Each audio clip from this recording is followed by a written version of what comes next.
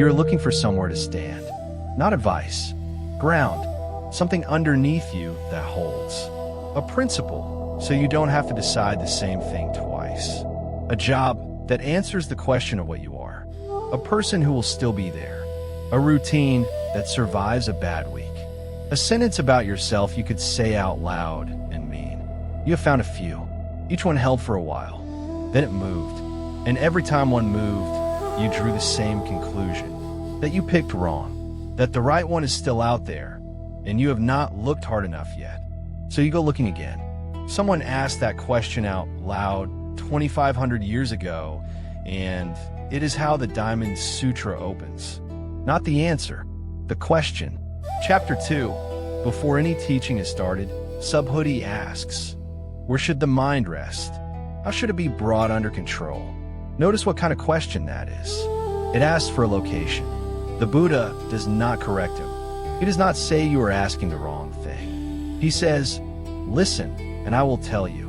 Rest like this. Bring the mind under control like this. He takes the word. He promises a place. Whatever happens later in this text, that promise was made in chapter 2, and it was made in good faith. 8 chapters later, he says what like this means. Do not let the mind rest on what you see, not on sound, or scent, or taste, or touch. And not, this is the hard one, on what you think. Abide nowhere and give rise to that mind. That is the answer. 10 characters in the original. Abide nowhere and give rise to that mind. For chapters on, he closes the last exit. If the mind abides, that is not abiding. Read that slowly. It does not say resting somewhere is a lesser grade of rest. It says it is not rest at all. So if you can name the thing holding you steady, you have just named the thing that is about to move. So why is it no place? Chapter 18, and this is the line people walk straight past. The past mind cannot be God. The present mind cannot be God. The future mind cannot be God.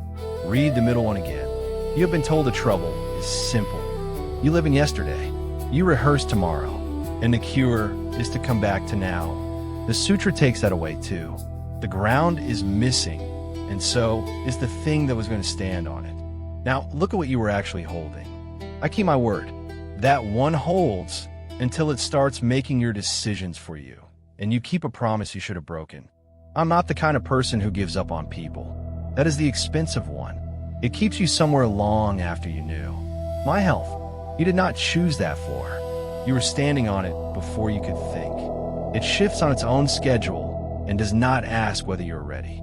And the last address, the one wearing robes. I am someone who has let go. That one is hardest to see because it looks like the cure. 15 chapters after he first asked, Subhuti asks again. Chapter 17, word for word, the same question. Where should the mind rest? How should it be brought under control? He has been sitting there the whole time, and the text does not scold him.